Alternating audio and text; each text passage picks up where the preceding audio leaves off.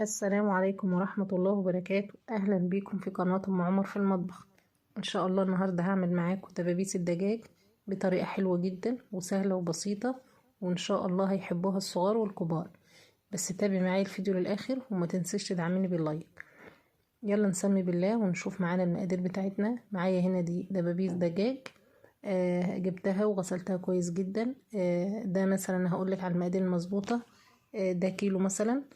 جبته غسلته كويس، ونحطه بقى نسلقه سليق كامل. لازم الفراخ تستوي معاكي على الاخر.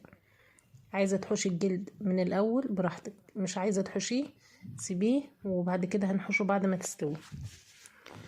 يلا نطعم بقى الشوربه بتاعتنا. حطيت رشه فلفل اسود، رشه حبهان على ورق لورا، ملح عشان نطعم الفراخ بتاعتنا. ومعانا هنا بصلايه، طماطمايه، جزرايه.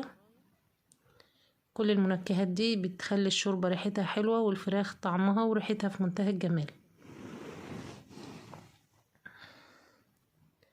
نسيبها بقى على نار هادية لغاية ما تستوي معايا على الآخر. لازم الفراخ تستوي كويس جدا. هنا بقى معايا لكيلو الدبابيس ده نص كيلو من البطاطس، يعني حلو جدا عليه. يعني نص كيلو البطاطس على كيلو الدبابيس.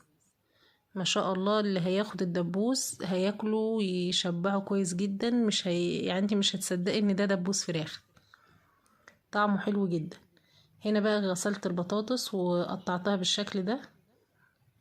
نحط عليها مية مغلية عشان تسرع معايا بس على طول في السليق. نسلقها على الاخر لغاية ما تستوي معانا خالص. حطيت عليها رشة بسيطة من الملح وحطيتها تتسلق. هنا معايا الدبابيس اهي بعد ما اتسلقت معايا وسبتها تبرد طبعا عشان اعرف امسكها. هنا بحوش بقى الجلد اللي عليها كله، اي حاجة في الجلد حشيها عليها. وهنا العضماية دي نحوش القرقوشة اللي عليها، ونفصص اللحم لوحده. يعني خلي اللحم بس لوحديه، وفي بتبقى قرقوشة من فوق برضو دي سلكيها من اللحم كده وحشيها. احنا مش عايزين غير اللحم بس في الوصفة دي، والعضماية ما ترمهاش. هنا انا ليه سلقتها بالجلد بتاعها؟ لان انا عايزة الشوربة، والجلد طبعا احنا عارفين ان هو اللي فيه الدسم كله. فلو عايزة انتي تحوشي جلد من الاول حشيه. هنا بعد ما خليت اللحم معايا بتاعي كله اهو، طبعا عشان افرمه ناعم كويس جدا حطيته على البلانشة، وفرمته بالمفرمة بتاع الملوخية بالمخرطة لغاية ما خليته بالشكل ده. وهنا البطاطس وهي سخنة على طول صفيتها من المية وحطيتها، وبالشوكة كده هتتهرس معاكي على طول. هنا بقى نسمغها مع بعضها كويس، نعجنها كويس جدا مع الفراخ زي ما انتوا شايفين كده. نجيب معانا التوابل بتاعتنا: ملح، فلفل اسود، كزبرة، بصل بودرة، توم بودرة، بهارات فراخ، ودي رشة من الشطة دي اختياري. نعجنها بقى كويس جدا كده بالتوابل بتاعتنا. ريحتها وطعمها في منتهى الجمال، حاجة كده كتغيير للأطفال هيحبوها. وما شاء الله الدبوس بيبقى كبير كده زي ما انتوا شفتوا في أول الفيديو. هنا نجيب بقى معانا العضمية بتاعتنا اهو، نحط عليها اللحمة ونسمغها بالشكل ده. اهم حاجة بقى بعد ما نعملها كده تدخليها الفريزر لو مستعجلة. مش مستعجلة دخليها التلاجة حوالي ساعة او ساعتين كده تتشمع. وهي ما شاء الله عليها يعني هي متماسكة وما فيهاش اي سوائل خالص. حد يصدق ان ده دبوس فراخ اهو. هنا بقى دخلته الفريزر شوية، يعني حوالي نص ساعة كده. وبعد كده جبت بيضة وحوالي 4 معالق من اللبن، يعني قولي ربع كوباية لبن.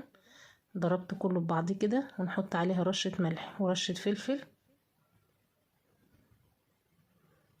ونقلبهم كويس.